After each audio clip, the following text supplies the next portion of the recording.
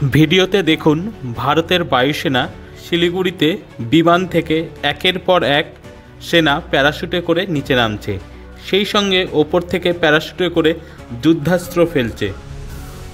কোনো রকম এদিক ওদিক হলেই মুহূর্তে ভারতীয় সেনা তার শত্রুকে ধ্বংস করবে। ভারতের জনগণ বলছে চীনের মতো ভারতের নীতি হওয়া উচিত। চীন যেমন তার পাশে ছোট দেশগুলিকে গ্রাস করছে, ভারতেরও উচিত একইভাবে তার পাশের দেশগুলিকে গ্রাস করা। তবে যেভাবে চীনের জনসংখ্যা বৃদ্ধি পাচ্ছে তাতে চীনকে ছোট দেশগুলিকে গ্রাস করতেই হবে। ভারতেরও একইভাবে জনসংখ্যা বৃদ্ধির ফলে ছোট দেশগুলিকে গ্রাস করার নীতি নিতেই হবে বলে জানাচ্ছে সাধারণ মানুষ। এত মানুষের আহার বাসস্থানের জন্য একটি মাত্র বিকল্প রাস্তা খোলা থাকছে।